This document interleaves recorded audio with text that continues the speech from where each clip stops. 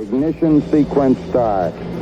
6, 5, 4, 3, 2, 1, 0. All engine running. Liftoff. We have a liftoff. 32 minutes past the hour. Liftoff. Hello again, everybody. Welcome back. Standing for the show, episode 119. Hope you guys are doing good. Hope you guys are living life and loving life. Boy, the weather's changing here in the state of Georgia. We're finally getting some cold, damp weather today. It was very cold and rainy and kind of gross and nasty. Not my cup of tea, but hey, if you like it, more power to you. That's all I'm going to say on that.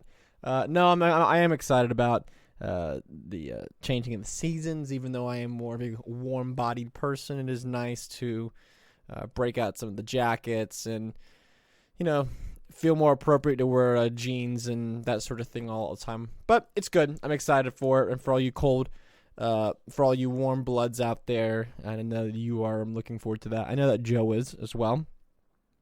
But I'm flying solo again today for the Friday episodes. Thank you guys so much for clicking on the podcast. Thank you guys so much for checking us out.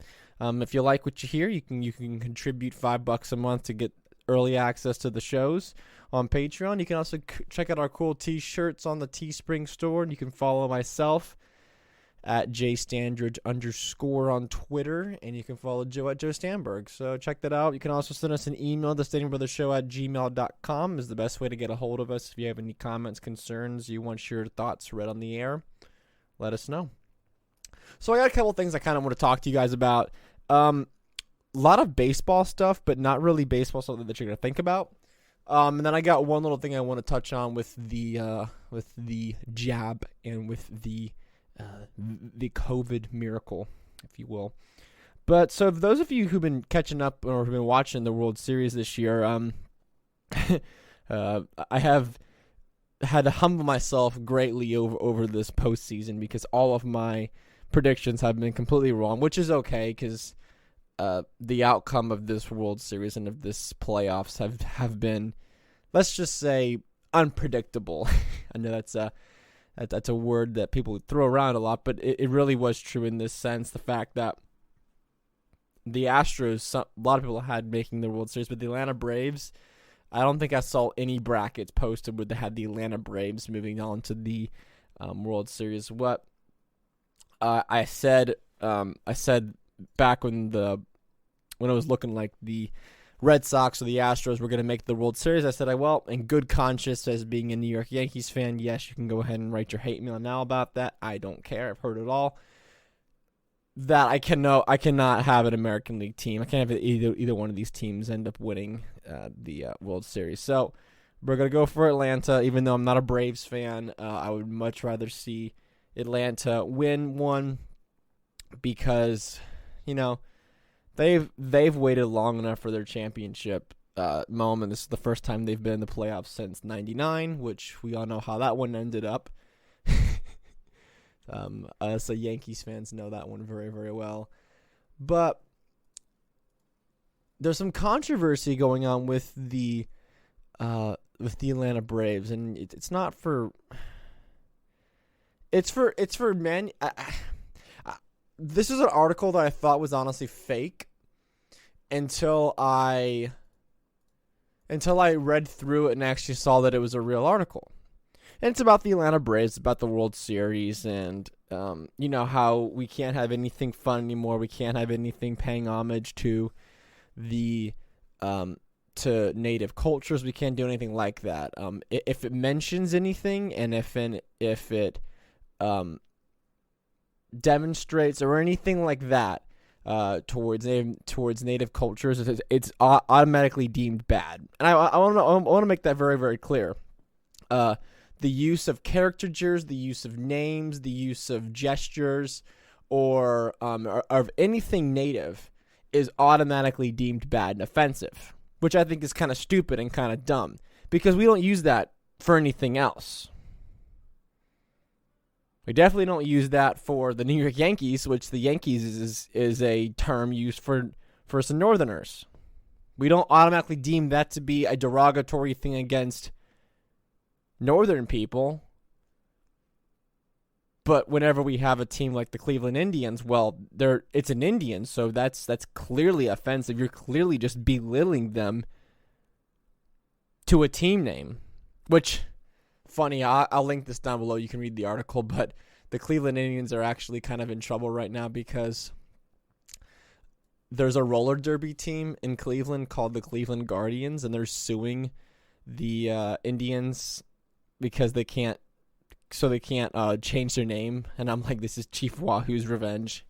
He's like, you can't take me away forever, which I do find funny. And keep in mind, though, I have written a lot of things on Twitter about this, and then the Braves. I wrote a tweet about this, a very short one, and I gave my thoughts on the whole Braves thing we're going to talk about. And I changed my profile picture to a picture of Ricky Vaughn from Major League because I'm dressing up as him for Halloween. So it's kind of funny you see Charlie Sheen wearing a Chief Wahoo hat talking about the Atlanta Braves situation. But so what's going on right now in Atlanta is there was an article written, and this comes on the heels of the controversy of the Braves Tomahawk Chop, which if those of you who have never been to an Atlanta Braves game or don't know what I'm talking about, there's a thing that they do where if you've seen Florida State football, the Seminoles, they do the exact same chop, exact same theme song, and I think the Kansas City Chiefs do something similar as well. I'm not 100% sure. Don't quote me on that, but they have a thing where they hold their arms at a 90-degree angle and they chop their hands forward, and it's this big rallying thing, and it's a way to kind of get the crowd up, and it's sort of their chant, if you will.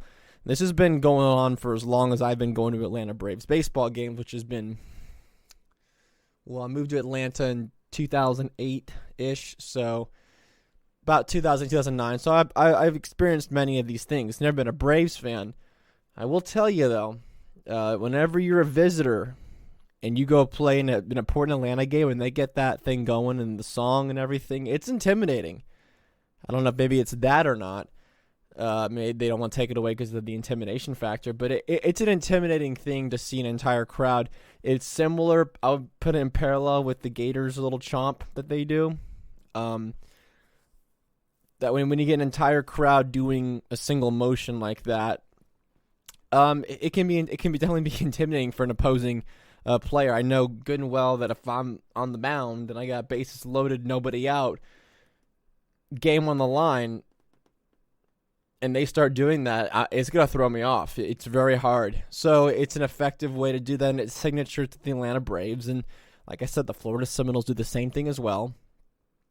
So Rob Manfred, who's the commissioner of baseball, said that, here's the headline. It says, Braves Tomahawk Chop Gesture, a matter for Atlanta's Native American community. Commissioner Rob Manfred says. Rob Manfred is deferring to the Native American community in and around Atlanta on whether it's appropriate for the Atlanta Braves to be encouraged the Tomahawk Chop when gestured in the World Series that is there for Game 3, 4, and 5 tonight. Game 3 is on tonight. Actually started a few minutes ago. But I will say this. I went to three Braves games this year. I went to a Padres game over the summer, and then I went to 2 Yankees-Braves games in August. And typically years before that, they were pretty pronounced whenever they would start the chops. Now, not really. I will notice that just from the experience of when they used to play at Turner Field to when they play now in Truist Park. A little bit different. So, I don't know if the Braves are trying to slowly phase this out. I'm not 100% sure. But I do find it funny that I guess now it's a big deal. And there was a joke I said that this is the city that they did not want to play the World Series in because of, well, they took the All-Star game away over the summer because of a voting rights thing that had nothing to do with the Atlanta Braves, nothing to do with the city of Atlanta, or nothing to do with Cobb County, which is where the Braves play, nothing to do with the team itself. So they got punished because of what the governor's office did for the state. So you're going to punish an entire city and punish an entire state for actions that were completely out of their hands. Cool. That's awesome. But all the local businesses in that area were really happy about that. But now you're going to play a World Series, which is infinitely more important to the sport of baseball and to viewership than the All-Star game. And now they're worried about, well, are we going to offend anybody because they're going to see people doing a chopping gesture on TV? Because now it's going to be televised on Fox or whatever, and this is going to be a big controversy now. Are we going to be questioning on whether this is appropriate or not? It says here, it's important to understand we have 30 markets across the country, Manfred said before Game 1 between the Astros and Braves on Tuesday evening. They are not all the same. The Braves have done a phenomenal job with the Native American community. Manfred said the Native American community in Atlanta region is wholly supportive of the Braves program, including the Chop. For me, that's the end of the story. And on this, look, I'm going to say on one thing. This is one of the few things that I'm going to agree with Manfred on. I think that this is what... let me get into the article about further, and then I'll give my final thoughts on it. It goes in here to say that the Cleveland Indians have changed their name to the Guardians. As I said, we'll see about that. So this is the article that came out today that I wanted to mention. It says, World Series 2021. It's past time for the Atlanta Braves to move on from the Chop. Maybe get rid of the Tomahawk on the jersey. Maybe get rid of the name Braves because, you know... But it's the Chop, right? It's the Chop. That's the bad one. It goes on to say that each of the next 3 days, a baseball stadium will dim its lights. Thousands of people illuminate the flashlights on their phones, and they will engage in a wildly ahistorical, fundamentally problematic, and altogether unnecessary ritual. The Tomahawk Chop, rubber stamped earlier this week by Commissioner of Baseball, will be broadcast on screens across the United States and around the world, and it'll serve as a reminder that for all the progress made in eradicating unnecessary American Indian symbolism, it remains deeply embedded in sports. And my question in the beginning was that you may say it's unnecessary, but is any symbolism bad? Like that's what we're slowly coming to. It's just going to be Atlanta baseball team. Does that offend anybody? And my other question I was going to say about this, and the whole thing, this entire article goes into more just completely rubbish. I've read through the entire thing, and someone sat down to write this whole thing. I'll link it down below if you want to. If not, you can. You're not going to find anything amazing in here. It goes on to say, the most frustrating thing about the Chop is how easy it would be to stop. It would be a small gesture. It wouldn't fix any of the generational problems that affected American Indians. Okay, then that's my point. You're not going to fix any of the problems of the past. I think that's what many of these people try to do when it comes to racist symbols like Aunt Jemima or like Uncle Ben's Ready Rice or whatever, or we deal with the Cleveland Indians, we deal with the Washington Redskins, is that, well, it's not going to change the fact, but they think in one small part that this action is going to somehow rewrite the past, and we won't have to. This will make life easier for people who have lived through the struggle. And I'm going to go out and say that the treatment of the Native American people, whenever under the U.S. government, you can just I'm gonna stop right there. But of the people that came over and the colonists, who not all of the history, if you go back into it, not all of it was violent, not all of it was bad. There was many moments where they bought land, they traded, that sort of thing did happen. But overall, it was a very negative experience for the Native American people. Most of it was done by the federal government. So another reason to hate the federal government right then and there is because of the treatment. It has nothing to do with the color of people's skin. It had nothing to do with that. It had to do with the power of the federal government. It had to do with the evil men who occupied those halls. and who had the power to do that. So again, another white pill if you want to be against the federal government, or any kind of government for that matter. The treatment wouldn't have happened in the way it happened if it wouldn't have been for the federal government. Trail of Tears wouldn't have happened. It says, but it would, to plenty, return at least a modicum of dignity to a people that have already been taken so much away from them. When that eventually happens, we know the journey that the Braves fans will undertake, because we've seen it before. First denial and anger, they'll bargain, they'll feel depressed, and eventually they'll accept it, because fans don't go to games just to chop. They go to watch the team they love, chop or no chop, and anyone who loves chopping more than Ronald Acuna Jr., Freddie Freeman, and Ozzy Osbourne clearly has bad taste anyways. So good job just insulting the entire Atlanta Braves fan base. Like, just great job there. Look, bro, no one goes to the games because they're gonna chop.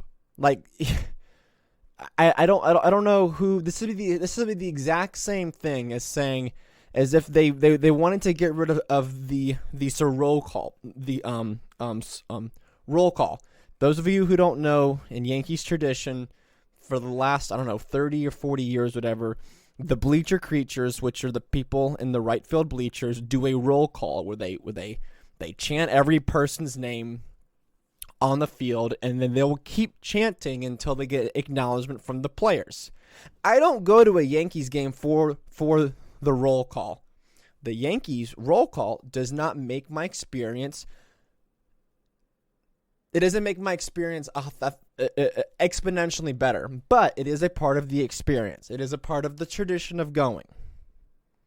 If it were to be gone one day, yeah, that would not be as much fun. I'll fully admit that.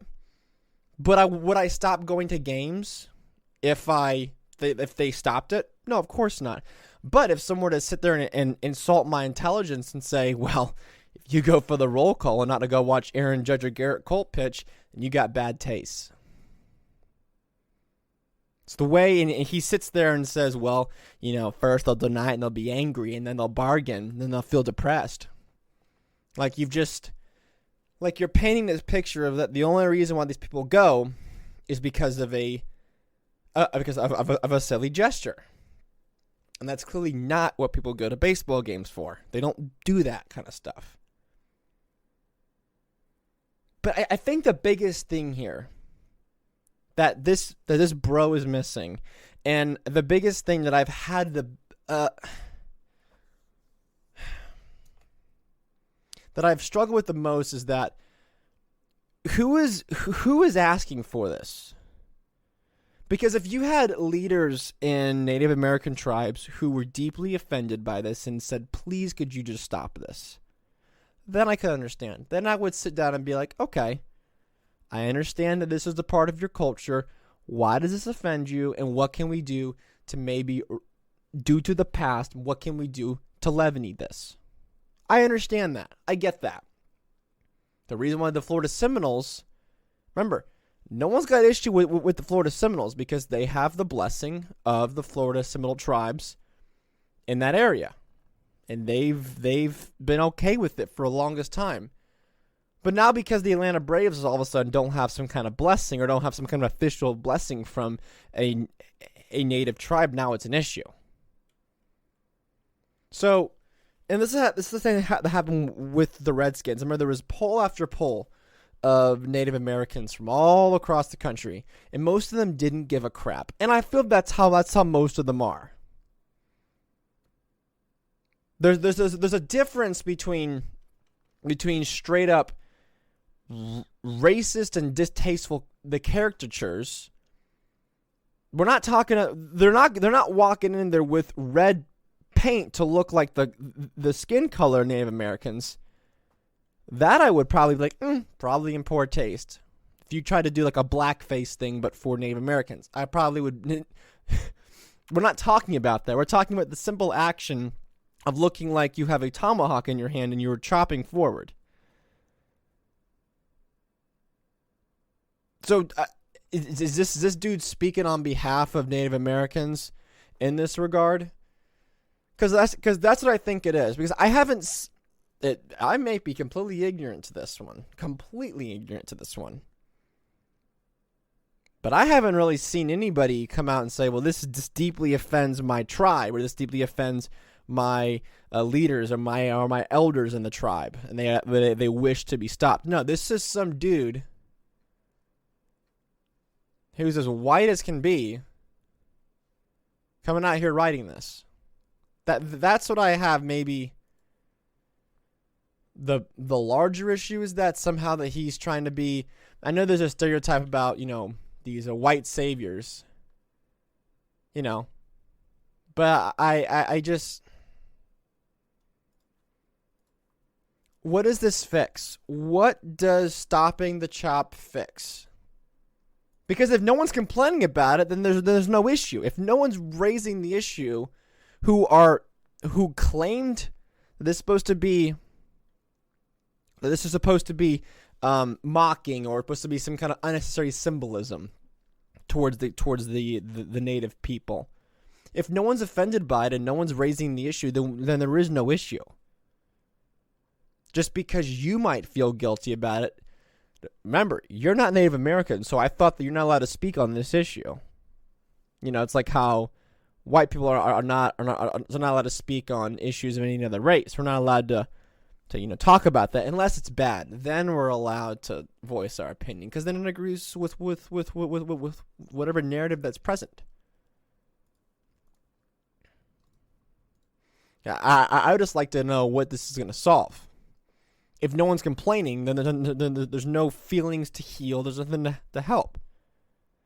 And I think that Rob Manfred did the right thing. He's going to defer to the tribes in the native area where this can be most effective. Or where they'll be most affected. I think that's the right thing to do. That's what the Florida Seminoles have done, and they have long had the blessing of the tribe. Which I think is funny, because by their logic, the mere mentioning or the mere display of Native American symbolism, whether it be through a gesture or through an actual logo, is automatically deemed bad. Automatically, there could be no good that comes from that whatsoever. But if a tribe gives their blessing, then obviously they don't care. Or obviously they say they want you to do this. So that kind of defeats the whole logic behind their statement and behind their reasoning. They always come from this default position that caricature is automatically bad, representation is automatically bad in those senses. Like the Aunt Jemima situation. We went over that.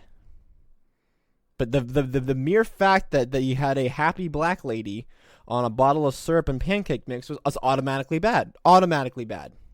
No good can come from it. Not at all. It just needs to be plain logo, nothing on it. If no one is complaining about this and no one's hurt by this, then there's no issue. There's nothing to solve. That's right. That's what I want to know. Now, if there are Native American people who live in the Atlanta area who are profoundly disrupted by this, then I'll hear them out. Because then there's an issue. About it. But just because some person on ESPN is deeply offended by this, that he feels he needs to write a very lengthy article about how awful it is that they move their arms back and forth in unison. Oh, it's the worst. Can't believe it. The audacity of a majority white stadium to do that. When every single time that a Braves fan does that, they're just like, oh, I hate the red people. I wish that they would just go live in their reservations. Oh, no, they don't. Most people are sympathetic to Native Americans. If you go around this country, most people do. Most people have a very high affinity for them, respect them, think what happened to them was terrible. I don't know what America that you're living in, but the most people that I know who differ from me politically vastly, and even socially differ from me on social issues, differ from me vastly, both agree the treatment of them was inhumane, horrible and unforgivable, but would still agree with me on what I'm saying right now. So I think the only people that are really complaining about this are the self-hating white liberals. I hate to keep saying it, but that's who keeps writing these kind of articles. If it keeps bringing up this issue, if you notice the Aunt Jemima issue, most black people didn't even care. A lot of people it's not an issue for them. There's bigger issues to address and to spend time and energy on than the Atlanta Braves chop. So I'm gonna watch the game tonight, parts of it, and we'll see what happens with the whole chop. I think what a silly hill to die on, honestly. It says, "Come on, guys, it's 2020. Let's find something else. To move on to." I just baffling. If you have any thoughts on this, just please let me know. Please just shoot me an email, and maybe we can talk about it, because this is where I'm at with it. At this point, I think that you can find anything for anyone to be offended by, and if the mere caricature or represent or symbolism of any sort of culture is on display, then I think it needs to be banned, because someone could obviously be offended by it. That's what he's saying right here. The mere mentioning of a culture by a team and a sports chant by an audience is automatically bad. So what are they going to do whenever they say, oh, well, there's no Native American representation in sports? Well, you took it all out. Not allowed to have anything like that. Not at all. They're talking about banning the Texas Rangers because the Texas Rangers are a police force. I'm no fan of the police, but I don't want to change the Rangers' name. I think the police do a lot of bad things in this country, especially some of the issues that happen at the border. I don't want to change the name of that. Like, you can make the argument of, well, a stingray killed Steve Irwin, and Steve Irwin was beloved. You got to change the name of the Rays. No, so no one talks like that. It only seems it comes up whenever it deals with Native Americans. It's the only issue when it comes to sports that we had this big conversation about. Chiefs aren't changing their name anytime soon.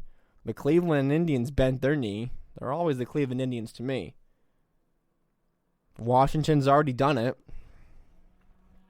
I knew that they were coming for the Atlanta Braves next. It was only a matter of time. I just didn't think it'd be the chop. I thought it was going to be the actual name and maybe the Tomahawk logo, because God forbid we display a Native American weapon as a battle cry for a sports team. That's just so offensive and insensitive. How could you? Let me know your thoughts. I already did kind of mention the Cleveland Indian roller derby thing. This is not going to be a really long episode. I do have one more thing I kind of wanted to talk about before I wrap this episode up. Actually, I got two more things. I'm trying to do these little white pills, the little white pill moment on the show, but I will get to that at the very end. Next thing I want to talk about was, got a little article for you here. This comes from the Wall Street Journal, which I am not signed into. That's so well prepared of me, Jacob. Anyways, let me... Great job, Jacob. So I'm not going to be able to read the article, but I can kind of give you the idea of what the article is about, because it tells you everything you need to know in the beginning. It says, FDA authorizes Pfizer/BioNTech COVID vaccine for young children. The first inoculation is cleared for in the U.S. for children as young as 5. Now, we've been over many times on the show about the jab and the virus and the Modelo virus. We've been over this many, many times.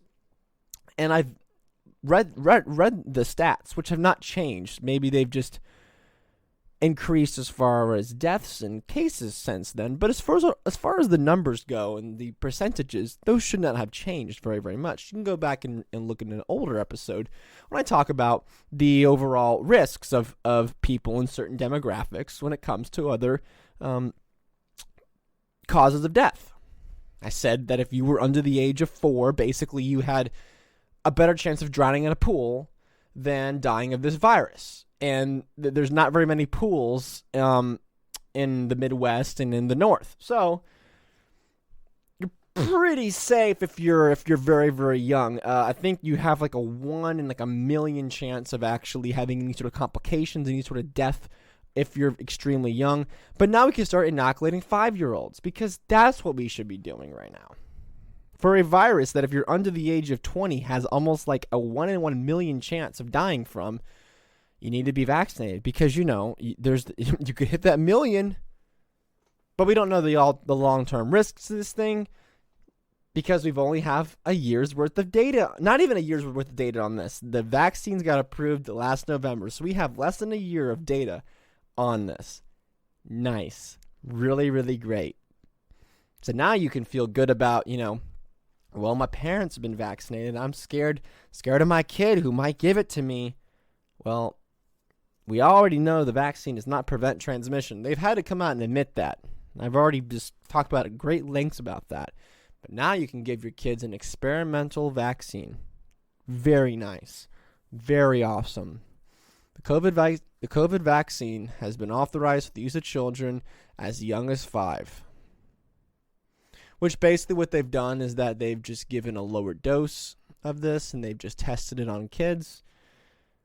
Which, I mean, I guess is effective, because I don't know. I have to look way deeper into this than I did for the show. But how long did they honestly look into this thing? Because if we've only had less than a year's worth of data total about people getting this thing, mass inoculation, and I can't even imagine what the kids' data has been. It's been even less than that. Has to be even less than that.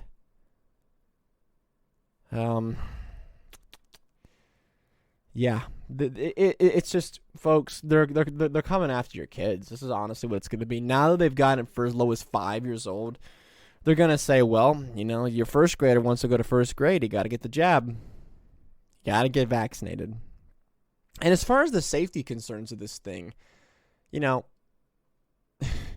one of the FDA doctors on the panel of the FDA, which whenever they approve anything, they have to do like this panel vote where they have many different doctors on the panel, and they all vote, and it's a majority, which democracy, tight. Dr. Rubin, he was a doctor on the bench or the panel or whatever. They voted 17-0 to endorse the COVID vaccine for kids 5 to 11. So basically as young as 5. Here's what this line ball had to say.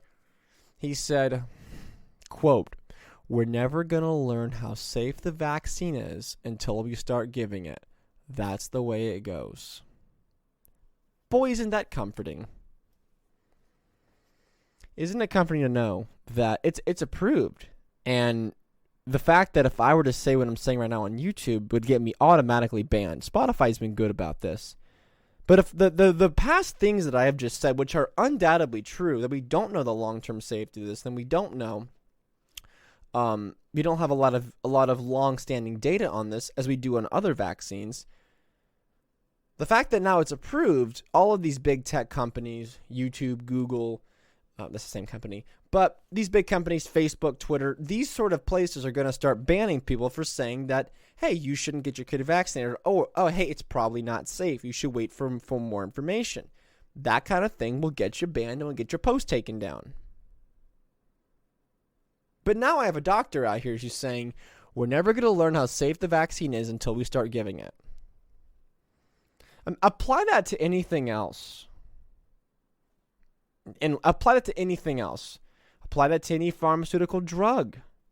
Well, we don't know how safe this oxycodone is, but until we start giving it to people, that's just the way it goes. Hey, we don't know how safe this new food additive is to our food, but we'll just start. We won't know how safe it is until we start giving it to people. No one operates on that. That's not how this works. You don't just get to say, well, we'll look at the data a few years from now, and then we'll determine how safe it was. Whenever me and Joe said a long time ago that ever since November 2020, if you've gotten this thing, you have been a part of the phase 3 trials. Bingo. Checkmate, atheists. We got it. Ladies and gentlemen, we got him. We already knew this. This was the largest test group for this because they did not know. It's the reason why they got to give out boosters. I saw an article the other day about a 4th shot.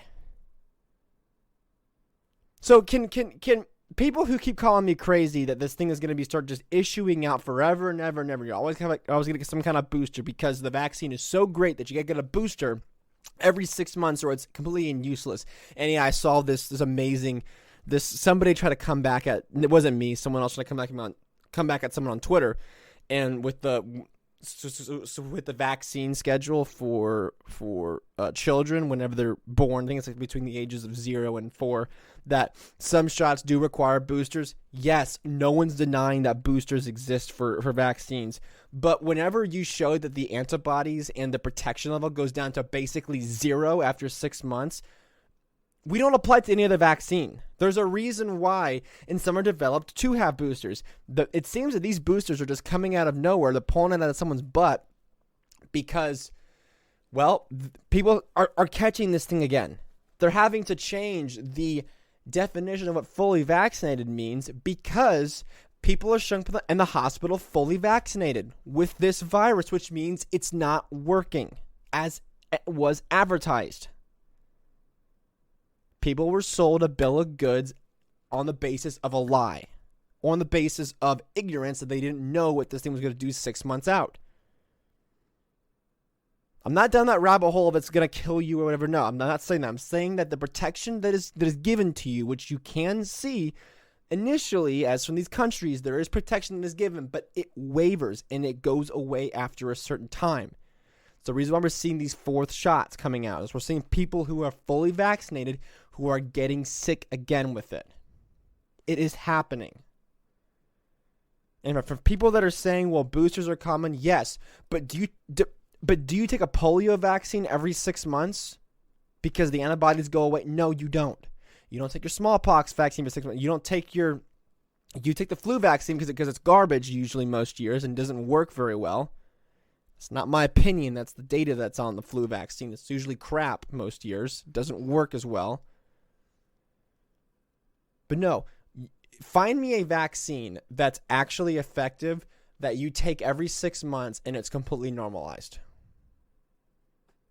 Find me one. Now I'll be happy to retract what I'm saying right now. You can't. At least in the first world United States, you're not doing that. Meningitis, polio, all of these vaccines that are given to kids, yes, they're on a schedule. But after they reach the schedule end, that's it. They're done. With this, who knows? Maybe there'll be a 5th. I bet you before the end of the year, we're going to see a 5th vaccination for some people. Then what? Will folks finally admit that we were right on this? I'm not holding my breath on that. I'm really, really not. But now we're shooting kids up with this, who have no real chance of having any issues with it. And then you have more and more high-profile people saying no to this. As we mentioned, Kyrie Irving, Joe, a few episodes ago. Now we got Ice Cube. Those who know who Ice Cube, pretty big rapper. Was a part of NWA, just a little rap group.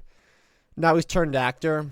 Turned down a movie deal with Jack Black. Walked away for $9 million because he refused to get vaccinated. Dude, bravo. I'm being serious. Look, I missed a concert last night because it was supposed to just be, it was supposed to be at the Tabernacle in Atlanta. I was supposed to go. I was really excited about it. And then I get an email, like all year, I've checked the website every few weeks just to make sure the policy stays the same. The only policy they had is we recommend you wear a mask and we recommend social distancing, which for a standing room only concert, good luck with that because that's not going to happen.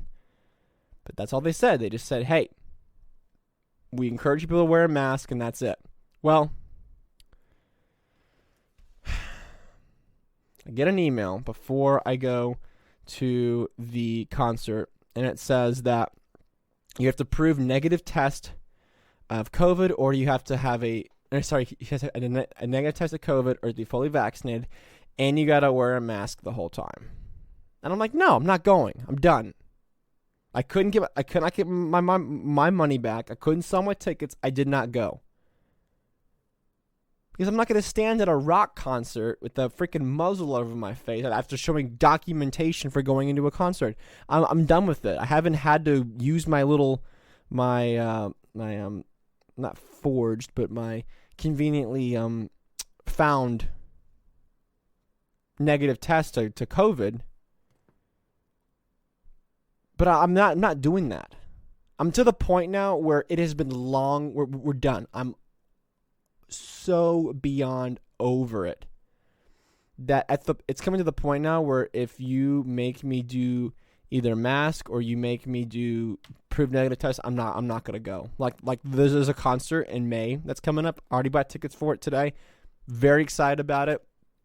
And so I'll talk about at the end of the show. I have talk about some albums that came out. One of their albums came out. I'm really excited about going. If they have a testing in May of 2022, I'm not going to go. I'm not going to prove that I don't carry a virus that is at no threat of anybody at that show I'm going to. I'm not going to prove that I've had an inoculation. Not doing it to go to a freaking concert. And I'm not wearing a muzzle either on my face. Kudos to Ice Cube. I mean, he's getting racial out of the heck, but these people are like, oh, I saw one tweet. He's like, he turned away $9 million because he's afraid of needles. What a waste. Look, that man makes more money every single day than you've made probably all year. So it's not the money for him. It's the principle. It's the principle of the matter that I'm not going to have someone dictate whether I'm going to work or not based on a medical status. It's about control. It's about coercion. It always has been about that. And the faster that people begin to realize it, the faster that we can move on from this. The faster we can say no. The people protesting, going out in the streets, Godspeed to all of you, because you're the ones out there who are going to make the change. And it's the truck drivers who are saying, no, I'm not going to haul anymore. And it's the nurses, the firefighters who are willing to walk away from their jobs and say no. And if you can't, look, I had a debate with Joe about this. Some people can't do it. It's a matter of them eating or not. I understand. But if people can, I champion it on. I understand that everyone cannot. And I'm not going to sit there and say, oh, well, you're part of the problem because you wouldn't walk away and risk your 5 kids to starve to death. No, I'm not saying that. But I'm saying that people who do are the ones who are going to help push us forward with this and get us further away from this medical tyranny that is slowly creeping in on us. Because we are steamrolling towards that future where we see it in already some states. You can't go buy food from someone if you can't prove you have a vaccination or not. If I would have said that in 2019 or March 2020, you would have called me a conspiracy theorist. You would have. If I would have told you that you could not go and purchase a glass of soda or a burger from a restaurant in certain cities in this country without proving vaccination, you would have called me a conspiracy theorist.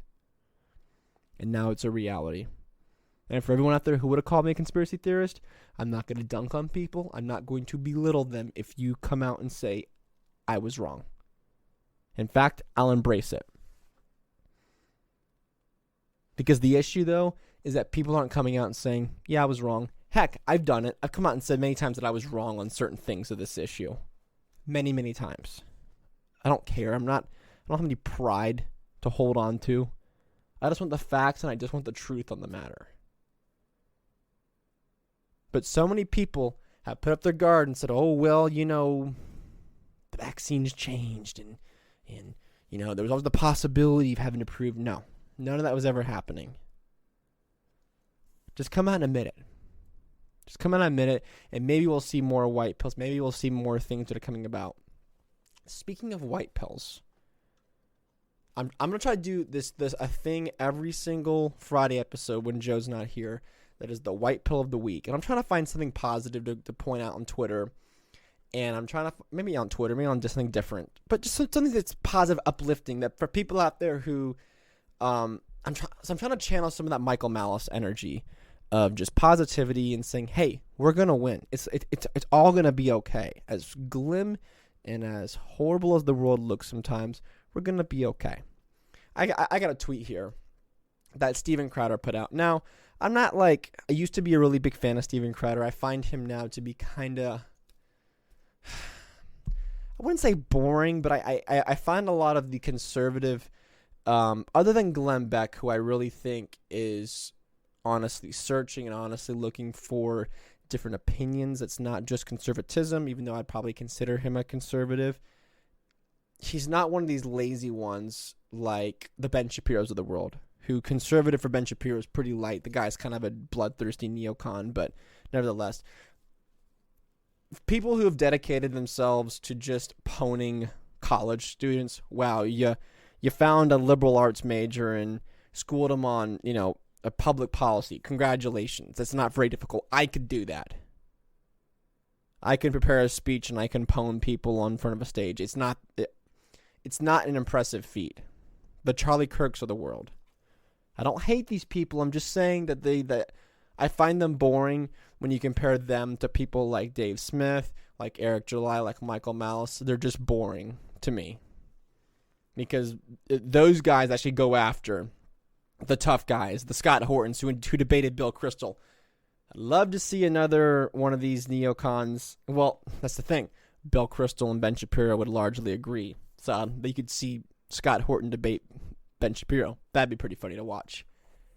Watch the Hebrew Hammer get absolutely dismantled by the punk rocker from California.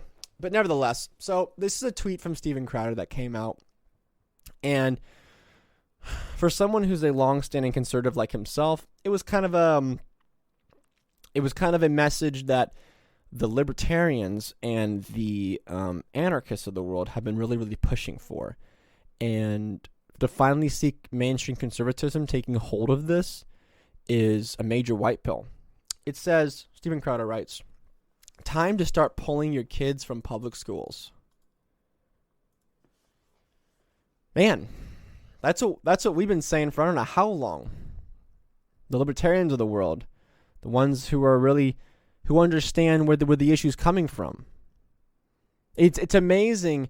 I use this analogy a lot, and it's not originally mine. It's really coming from Tom Woods, who's another one of those guys who would absolutely destroy. I know that there's been proposed debates between Tom Woods and Mark Levin, which would be glorious to watch that demolishment happen.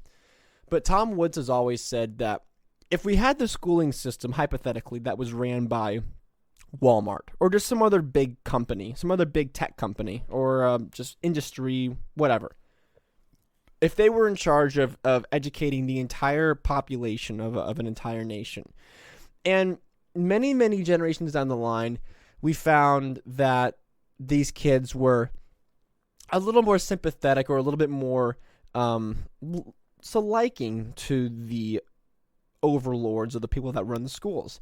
If we had every single CEO of Walmart on display and you had an entire class to learn about the history and how the operations of Walmart went, all the great things that Walmart does, and if you didn't go shop at Walmart or you didn't give to the revenue, you wouldn't understand the great things they offer people. And you had all this indoctrination, all this propaganda stated towards Walmart. And then you come out and you say, hey, people are now willing to go out and die and willing to send their sons and daughters to go die for this corporation. You're like, wow, that's crazy. Why would that ever happen? I don't understand. Maybe it's because the same thing's happening right now with the U.S. government. The fact that, governments run all these schools and we have presidents or CEOs of the government on the wall, and they're these reverend servants of society, and they're these great men who did all these great things for the country. They saved us. All this propaganda about the government of the United States and the presidency of the United States, all of that. And you had chapters about all the great history, all the great things the government's done over the course of the generations, and how it's this immense, intense pride in America, and we stand for the national anthem at a baseball game and put our hand over our heart, and we cry whenever the national anthem, when God Bless America is sang. And then we wonder, why are kids willing to go and die in the sands of the Middle East for nothing? Is it for pride of America?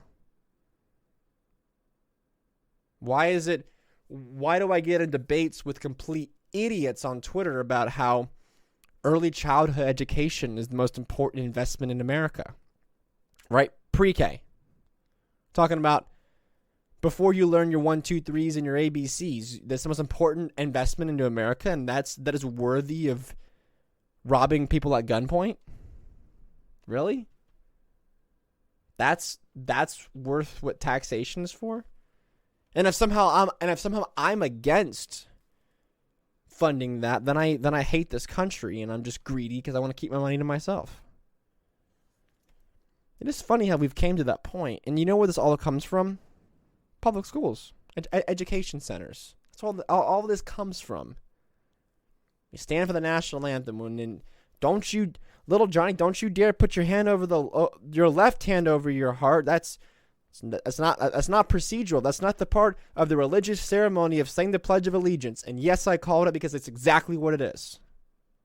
You can send me hate all you want. That's exactly what it is. It is a ritual ceremony that we somehow have to hold this great, immense reverence. Now, I'm not saying that you're bad if you do it, not at all, but just please acknowledge what it is.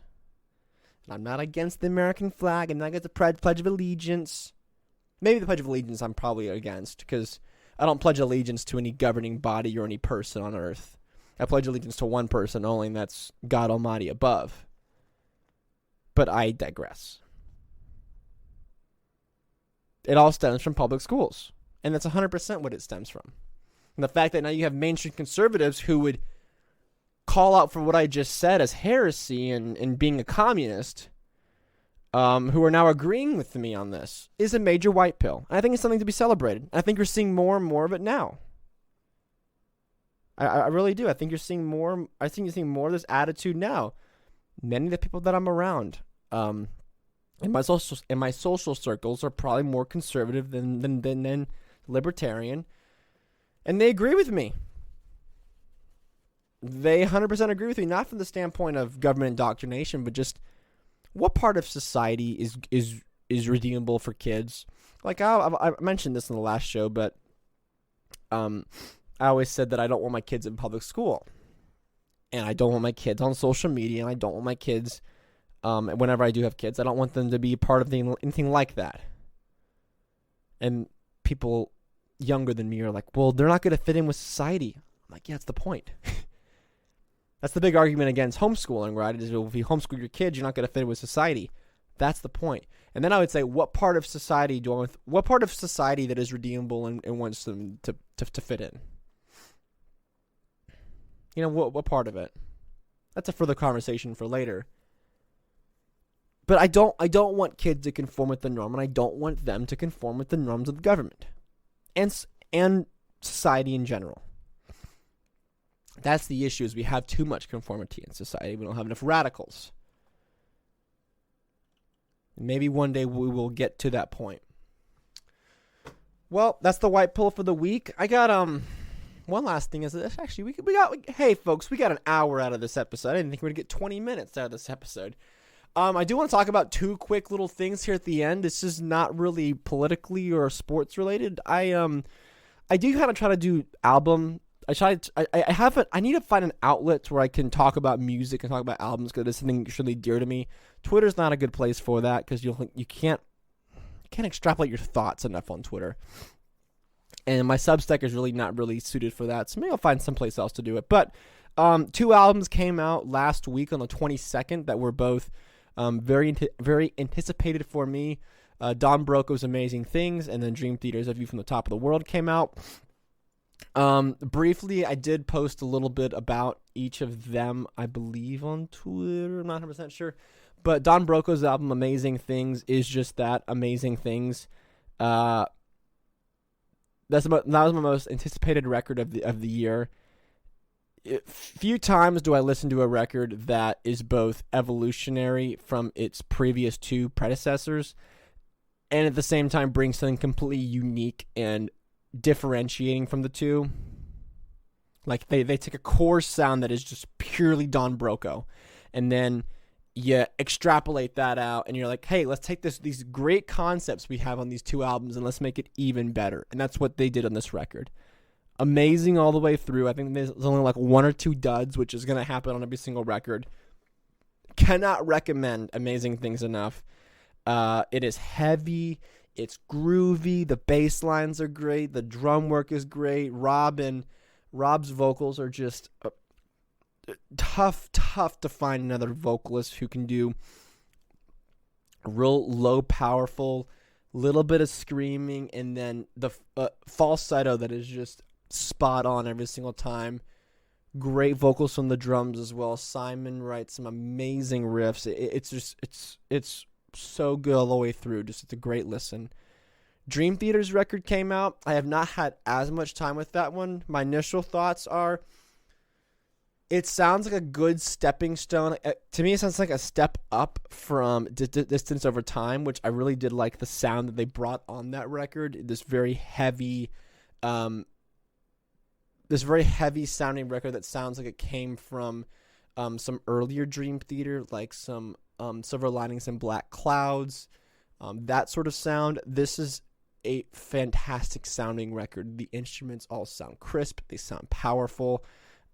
John Petrucci's playing an 8-string, which is ridiculous for this album. It's so well mixed and well recorded that even for that alone, just to listen to just pure amazing sound engineering is phenomenal.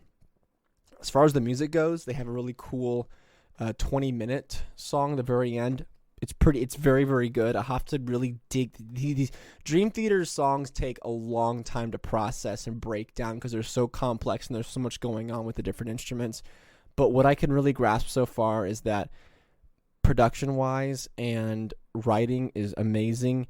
I do feel that they have kind of this creative void they're in right now, where everything kind of sounds similar on the record. That's not a bad thing because the record does sound good, but it seems like there's a little stagnation there with it. But it's still a great progressive metal record to listen to. And you're going to have, if you play any one of those instruments, you play guitar, bass, keyboards, drums, or sing, you're going to be inspired somewhere throughout the record because you are listening to the most talented band that is currently touring right now. All those guys are just Mike Mangini has the fastest hands in the world, and he holds the record for the most strokes on a minute or whatever on the snare drum. So, literally the fastest drummer in the world. And of course, everyone else, John Petrucci needs no introduction, and neither does John Mayung or Jordan Rudess. So, go check out those two records and let me know what you think about them.